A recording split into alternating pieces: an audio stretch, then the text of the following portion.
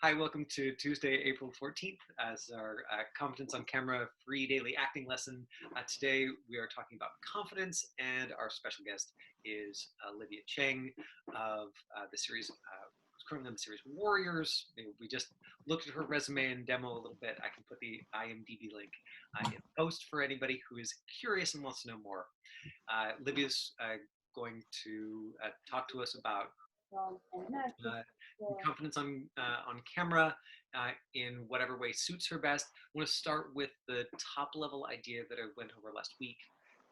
That, in my opinion, especially for actors who are in process, ease comes across on camera as confidence. And so anything you can do to build ease into your performance and into your rehearsal, into your audition, likely comes across as more confident behavior. And I think I shared with you last week or the week before, Olivia, a piece of advice that Olivia gave me years ago, or that she used for herself, where she said, if she remembered what the reader was wearing when she stepped out of the audition, that probably it was a good audition, that was her benchmark for like, was she actually seeing things, or was her attention all in here?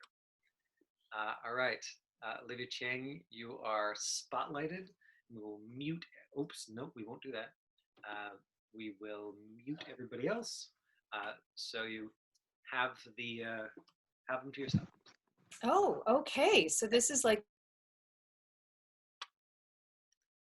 Oops, and apparently I muted you by accident as well. It's a learning process. So what I would love is for you to start, with whatever that idea of confidence on camera brings up for you, and in particular, anything that's top of mind, or anything that you've sort of learned the hard way, in the last however many years. We'll start with like 10, 15 minutes of you talking, and then we'll open it up to questions. In Sounds good. um, I let me try to. I'm not sure how to stop those notifications. That's me. it's it's all good. We're happy that you're here. The Okay. technology is not that big a deal. Okay. All right. If you'll have Well, questions as we go, folks, just throw them in the chat window, and know that in 15 minutes, I'll unmute everybody, and we can jump into Q&A. it's hi guys. My name is Olivia, and Michael Bean is a very dear friend and collaborator of mine. We actually just shot my first short movie, and he so kindly stepped in to be one of the actors. So it was the first thing I've written, first thing I've directed. I'm really happy to be here today. I'm really excited to find out what some of your questions are, and what way I can help. And when Michael told me that the topic for today was confidence, I was really interested in speaking on that, because I think confidence is something that I've learned over the years is something, that maybe some of us more than others have to learn, and maybe some of us more than others have to grow into.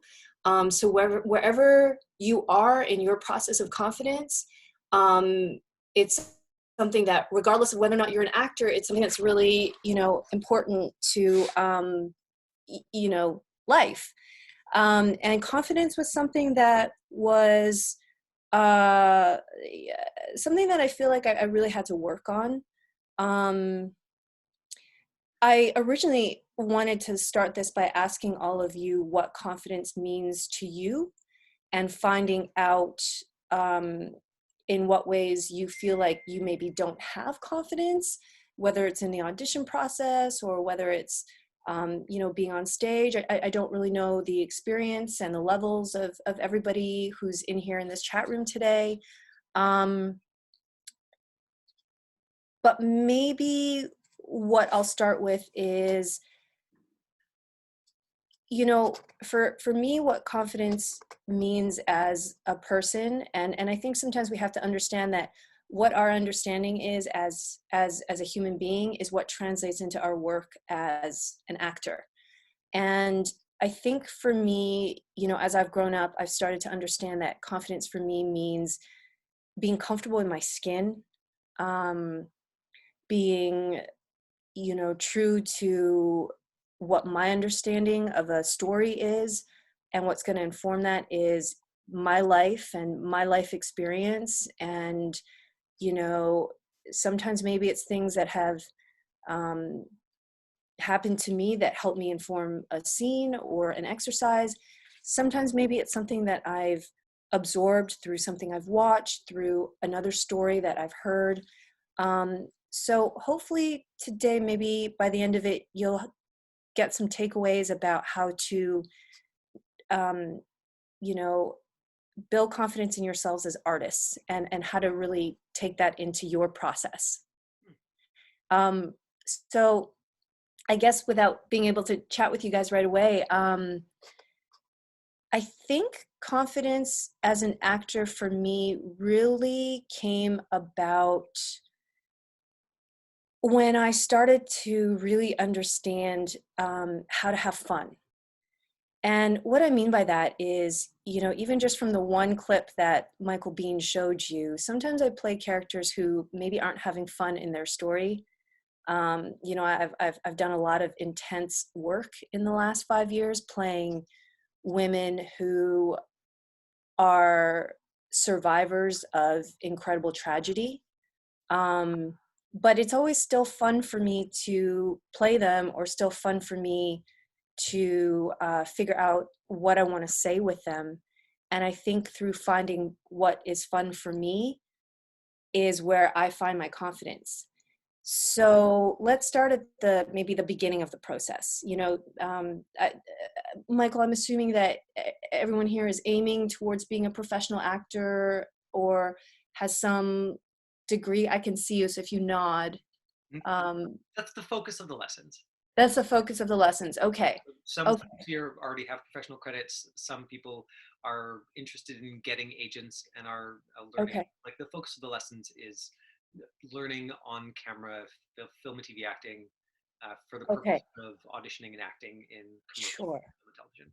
Okay. And ring me in, because I've never spoken to actors so young. So I I I have I have no idea if what I'm saying is, you know, age appropriate or level appropriate. So rein me in Right. if I needed. think that what's super relevant is just for you to talk about your experience with it.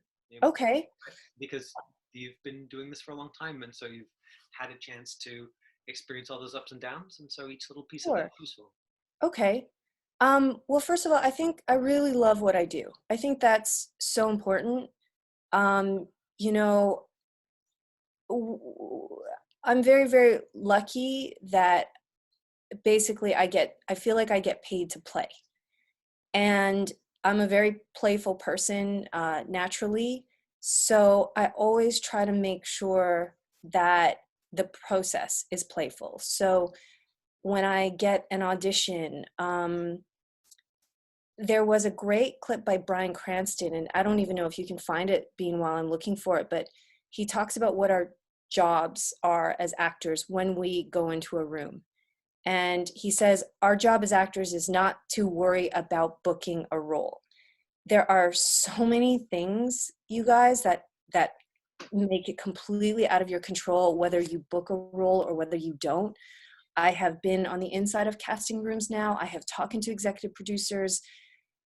There is so much that we actually may not know about what their thinking is, what their process is, what the politics are. So I like Bryan Cranston's clip, and I saw it a few years ago. And he talks about that your job as an artist is to go into a room and show off at what you're good at, and show off at what is fun for you. I can't exactly remember how he said it, but what I took from it was, you know, to go in and always try to have fun. I don't succeed all the time, but it's the baseline philosophy that I really try to, you know, start from, and make sure I'm having a good time, because I didn't become an actor to, you know, not have fun. We get to play, you know, we get to use our imaginations. We get to put on cool costumes and silly costumes and have fun with friends, and you know, create things together.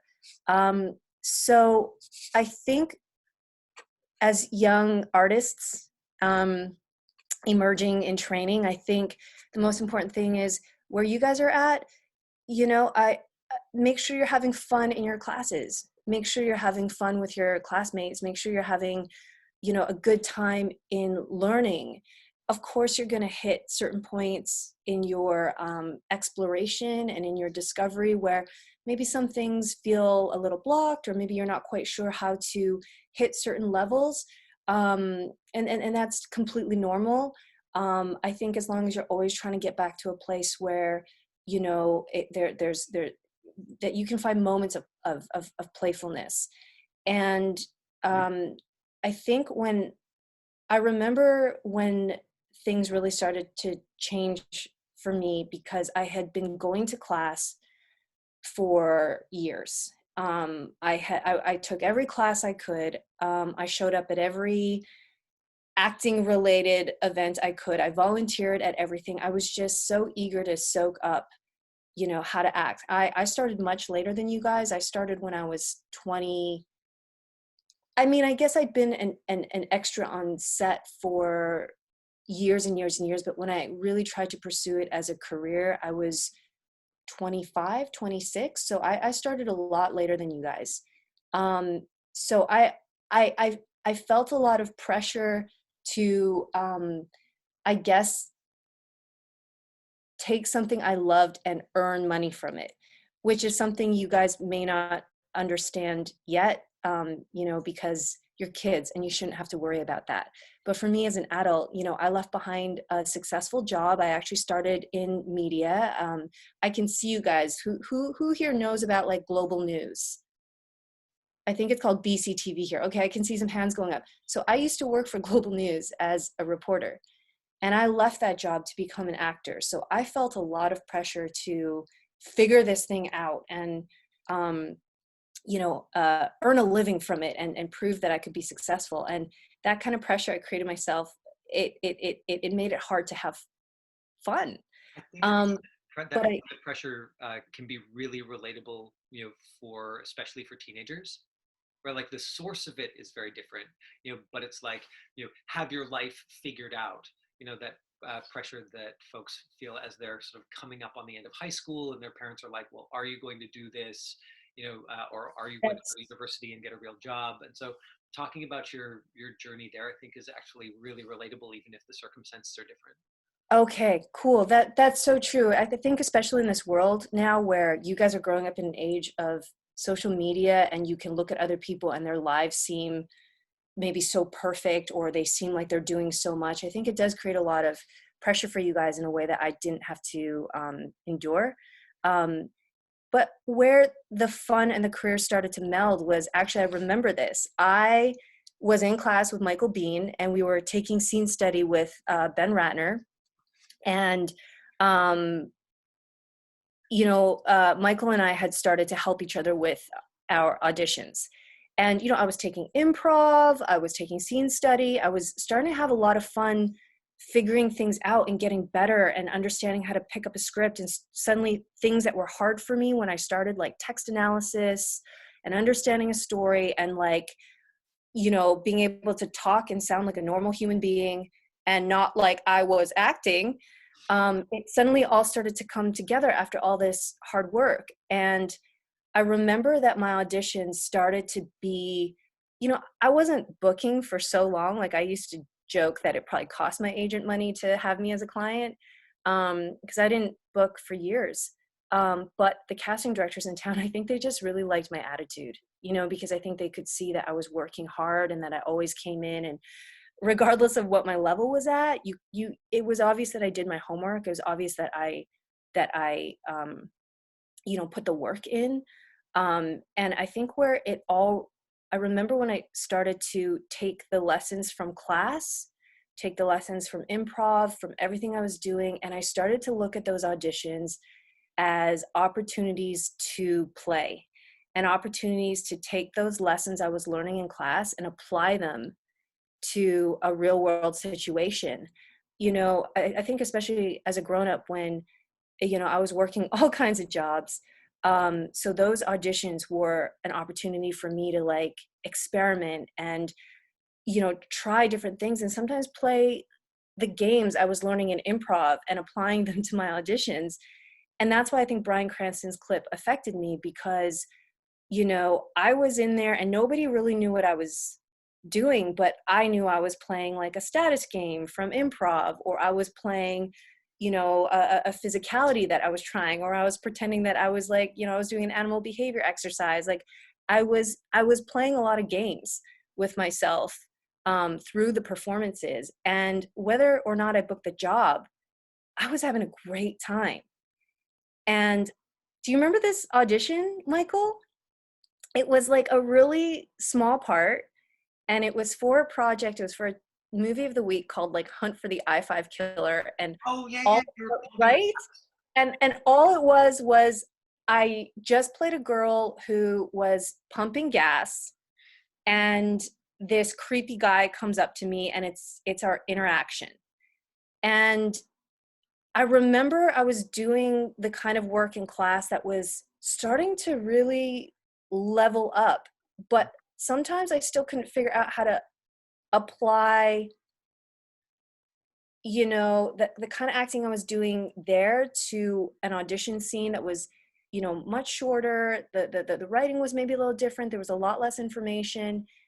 And I just remember, Michael and I were working it, and we suddenly just clued into a way to make it real and not judge the character. Because it started with her not being able to figure out how to pump gas, and I was like, how is it hard to pump gas? Like, why is this girl having a hard time pumping gas? And but then we sort of found games into it that helped drop me into the reality of the situation. Like, maybe I pulled up, and I think what I landed on, because I was like, well, what would give Olivia Cheng a hard time with pumping gas? And I was like, I've driven by those gas stations that have these old fashioned pumps that I have to think a bit about how to use it or activate it, because it's not like all the digital ones we have now. So by playing that game with myself, I really had a confidence walking into the room, and I booked it. And I remember that was like one of 13 projects that I booked in the next 12 months. Yeah. Just suddenly just went from booking nothing for I think like 2 years, to suddenly bam, bam, bam, bam, bam. And I remember all the casting directors in town were suddenly calling my agent going like, what's going on with Olivia Cheng? Like, she was so schmackty before. And they were noticing the level of work, and they were starting to really push me with producers, because they knew I you know could deliver, and they knew my work ethic. So I think if you don't feel like you have confidence yet, that's okay. I think confidence comes with practicing your craft. It comes with finding what your process is, understanding what kind of actor you are, and something that works for someone else may not work for you, and that's okay. So, I think that's partly where yeah, that is where the confidence grew. And I guess that's confidence in the audition process. In terms of confidence on set, I almost feel like sometimes that's almost the easy part, because you've booked the job, right? Like, this is an industry that it's very weird, because most of the time as actors, we're not actually getting paid to act. We are working and working through actually getting and hearing no 9 times out of 10, 19 times out of 20 before we get that one yes. So once you get that yes, you've got it, and then you can go on set. But of course, on set, suddenly there's 200 people you've never worked with before, actors you've never worked with before, all kinds of big personalities, all kinds of, problems and time management issues that don't involve you, that can absolutely shake your confidence. So I think with that, you know, um, I think preparation is what you can do to ensure that your confidence is as intact as possible. making sure that you're off book. I have seen actors show up on set and not know their lines, and it is quite stunning to watch. Um, it, it holds up the whole day. It creates it. I I I don't understand. I'm sure something maybe has gone on, but uh, you know, set yourself up for success. Once you guys get, if there are people in here who aspire to get on set and turn this into a livelihood one day, please also enjoy your childhoods, enjoy your teen years. This is an industry that can shake the confidence of most adults. So as kids, I really encourage you guys, like, enjoy your lives, have fun, develop as human beings.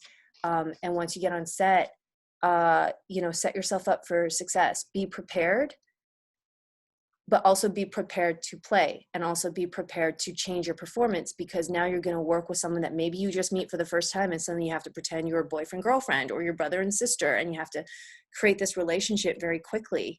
And I think that kind of confidence, in part, yeah, I think it comes with understanding what kind of actor you are, and understanding what you need to succeed. This is funny because some of you may one day start traveling down to Los Angeles, and um, Los Angeles is a whole different kind of beast. Um, and one of the best tips I got, and one of the best practices I got from Los Angeles, where, by the way, my first time there, I fell on my face so hard over and over and over. It shook my confidence really, really badly. And it was actually after my first show, Marco Polo. Marco Polo actually took me out of the auditioning game for almost 3 years. And suddenly, after the show was canceled, I suddenly Hollywood was opening its doors to me. There were no offers coming on silver platters, but I was at least able to start getting into rooms that otherwise I wouldn't have gotten into. And what I quickly, very unfortunately, realized was that my audition muscles were so unworked that it was suddenly like stepping into the Olympics with some of the best athletes from around the world. And I hadn't been to the gym in 3 years.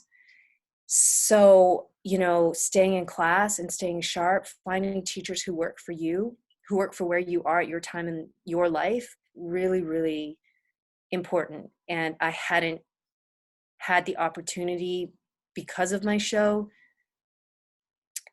to do that. And I certainly paid the price, my first pilot season in Los Angeles.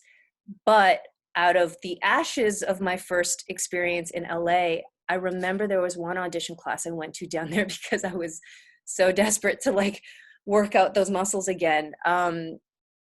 It was the late great Stan Kirsch of Stan Kirsch Studios, and he said, if you can, especially in LA where the studios are so big, the opportunities feel so massive, the waiting rooms can feel so intimidating. Bring a friend with you if you can, to run the lines with you, warm you up, or at least call someone before you step in, because even if you coach in the morning, by the time you get in your car, drive 90 minutes sometimes through traffic, get to the audition, find your way through studios. And trust me, studios in Los Angeles are gigantic. I also learned that the hard way, and because of that, showed up on a Sony studio lot for a huge callback. Like, I sweated all my makeup off, like sweated through my clothes, because I couldn't find, I showed up early and I couldn't find the building. It was, but one of the habits I got into was, and even now today, I try to book my coachings as close to my audition time as possible so that I'm as warmed up as possible. And if there's a gap, I even just call a friend and even just, hey, can you run it with me on the phone, just so I can hear it out loud a bit, just so I can hear my own voice, just so I can warm it up a bit. That's what works for me. I know other people who walk in and they don't need to do that, but sometimes I need that. And again, it's part of setting yourself up for success, because when you set yourself up for success, you feel more confident, you know? That is my reminder to drink water. I can see some faces being incredibly frightened. If there's not a tsunami, I'm not about to be swept away. It's my hydration reminder. Um, It's perfect timing, to transition into seeing if there's questions, because we're coming up on about Great. an hour with you. Let me unmute all of you. Okay, I think I got you. Some of you have muted yourselves, so you'll have to do that manually. But questions for Olivia? Yeah, throw a hand up or use the little blue icon. And Doran, I'll just ask you to. I'm going to take questions from the kids first. What? Anybody? Yeah. Anything that Hannah? Yes. Hannah. Can I ask something like technical about the? Absolutely. You guys can ask me anything. Okay.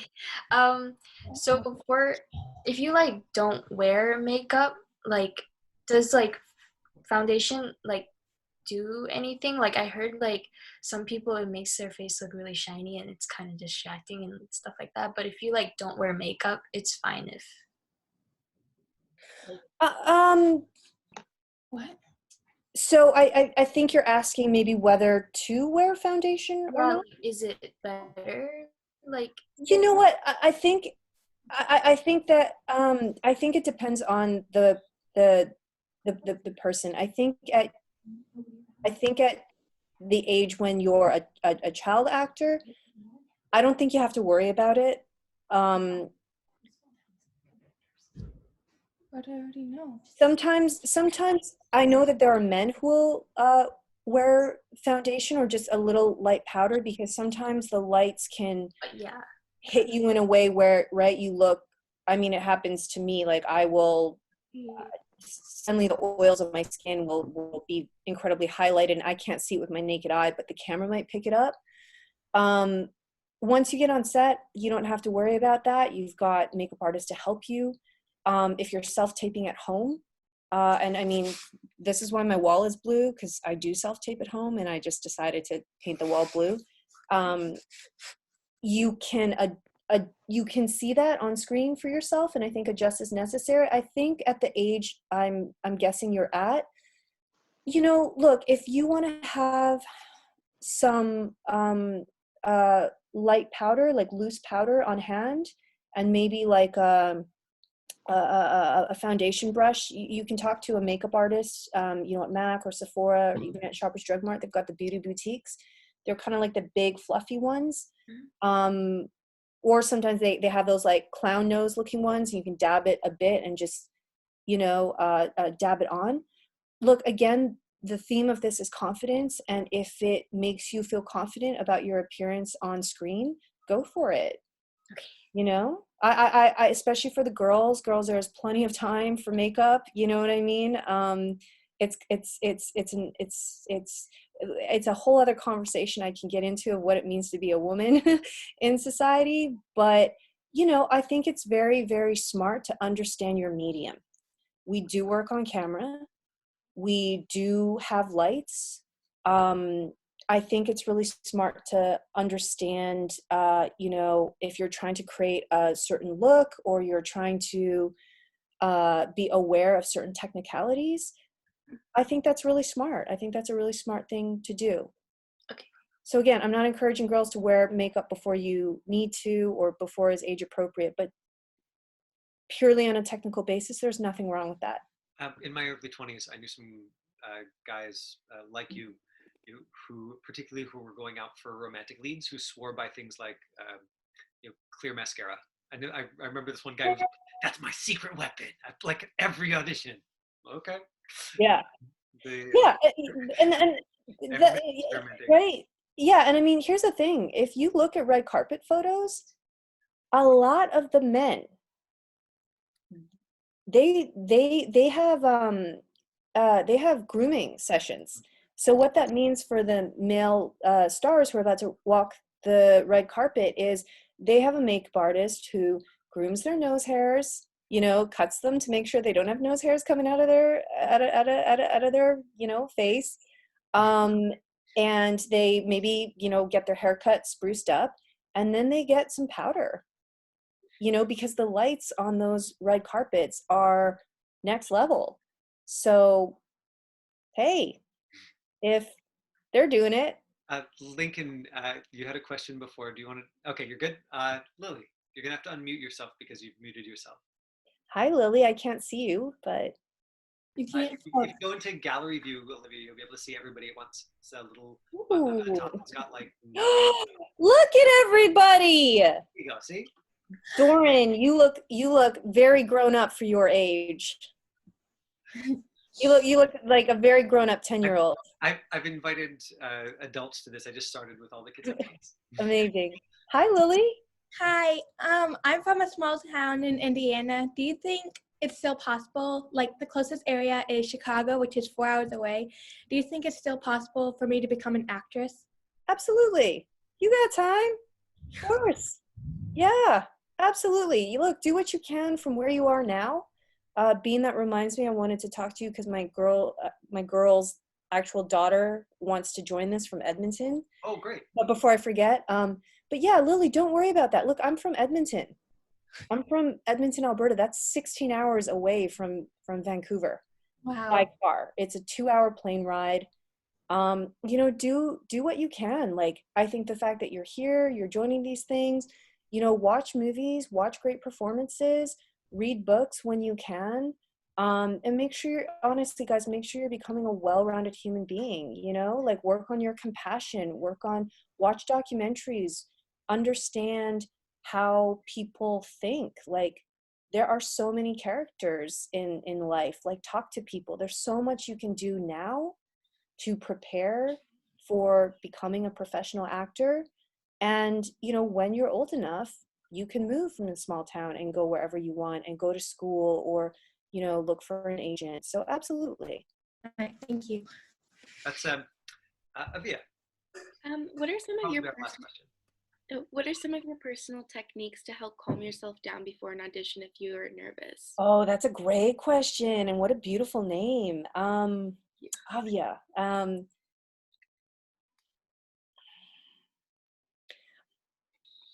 I think one, the prep and the work that I spoke about, and in case anyone's wondering, when I get an audition, I read it, I understand it. Sometimes I'll research the project to understand the tone of the show.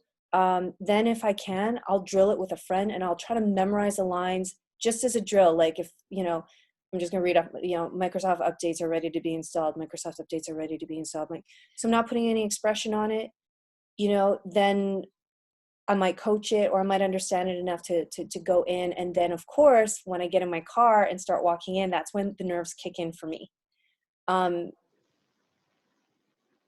I've mentioned sometimes having a friend with you. I've done that before. When I went in for Warrior, a friend actually flew down because I had to fly from here to LA. A friend actually flew with me, and I don't say that. I don't want to sound like, like super needy or dependent, like somebody come with me to my auditions. Like, it's not that. It's just, I knew where I was at and I knew I needed a little extra support on this one. And my friend was looking for an excuse to come to LA, and it became a wicked girls trip. And she helped me workshop, one of the roles, because I went in for 2 roles. She helped me workshop the second role before I went in, and I actually only figured out what I wanted to do with it right before I went in the room. And so once I know what I want to do with it, whether it's right or wrong, that helps me a lot with my nerves. When I feel like right or wrong, this is what I want to say. This is the choice I'm going to make. You can play with it. You can adjust me. But for me to come barreling out of that gate and like leave it all on the floor, that's what helps me with nerves. Also in the room, it's I don't chat very much. In part because it's just etiquette, because you don't know where someone else is and you don't want to disturb someone else's process. But I don't chat very much because, it's just so I have a moment to try to be still and maybe breathe, you know. Once I walk in the room, sometimes what can help for me is just saying hello to people and reading the room. Sometimes in LA, you get casting directors who are like super not friendly and not present. They're on their phones, they're checking their laptops. So, you know, you have to deal with that. But, you know, you're the one, auditions are fridge box acting anyway. And what I mean by that is, you know, when I was little, the happiest thing I could get was get like a giant box and it would become like a rocket ship, a house, a desk, a race car. It's kind of what we do. We don't actually have the props. We don't actually have the costumes. You're showing them your imagination. And one of the things I do is when they give me that heads up, because usually they'll say, okay, stand by, okay, and rolling. So as soon as I'm done with any small talk I make or, you know, any pleasantries or any conversation, I immediately, you know, will switch my brain. Because sometimes I know it's very hard, especially if it's a very emotionally intense scene. Sometimes maybe you don't want to talk to the casting director because you want to stay in it, but neither do you want to be antisocial at times. So, you know, you got to find your balance. But sometimes I'll start my moment before, immediately, as soon as I can. And that might be, you know, I bring in very simple props sometimes. So maybe I'm pretending I'm washing my dishes. So while they're setting up technically, I just drop right in and I start. So that by the time they say, you know, rolling, I've already tried to leave this world to show them what my understanding of the world on the page is. That helps me a lot because, and again, right, it's a game I play with myself. Does that make sense? Yeah. Yeah. Thank you. You're welcome. That's our time for today. Please you know, say your thank yous to Olivia, and we'll let her get on with what she's got going on. Amazing. Tomorrow we're going to be talking story. I'll be posting the script for that in the Facebook group, like normal, and I'll screen share it, and we'll go over some of the choices that you can make to help understand the story. Okay. Bye. So nice to meet you guys. Thank you. Thanks for having me. Bye. Thank you, Miss Olivia. Bye.